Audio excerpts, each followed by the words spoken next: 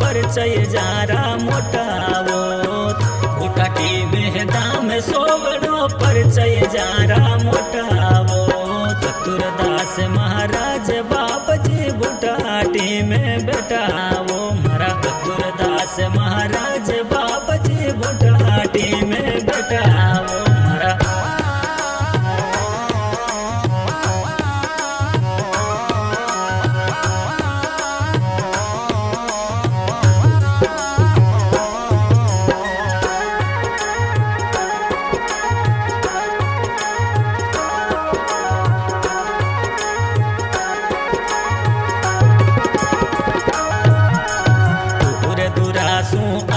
जातरुर चरण शेष नवावे वो दूर दुरासू अव जातरुर चरण शेष नवावे वो चतुरदास महाराज बाप चिरलक वही रोग मिटावे वो मारा चतुरदास महाराज बाप चिरलक वही रोग मिटावे वो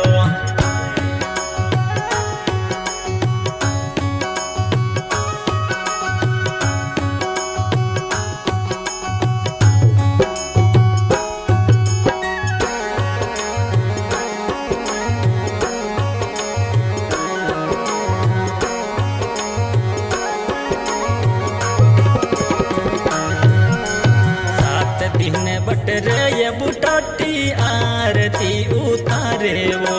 7 दिन भगत रे बुटाटी आरती उतारे वो रोता रोता रे भगत आवे हंसता हंसता जावे वो रोता रोता भगत आवे हंसता हंसता जावे वो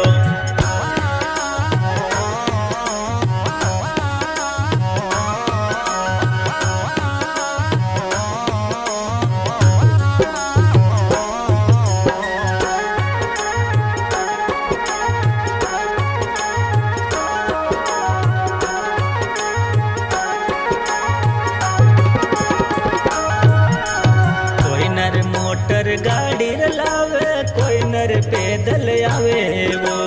कोई नर मोटर गाड़ी लावे कोई नर पैदल आवे वो मंदिर आयर पगलाय पूजा मन चाया फल पावे वो मंदिर आयर पगलर पूजा मन चाया फल पावे वो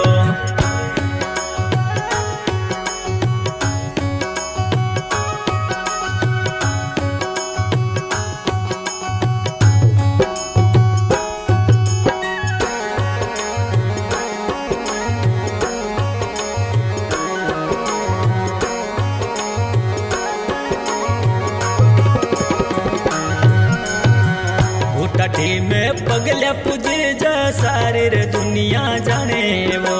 धाम में घुटाटी पगल्या पूजे जा सारी रे दुनिया जाने वो भेंदर सेनी क्यों सरवाड़ा तारी रे महिमा गावे वो भेंदर सेनी क्यों सरवाड़ा तारी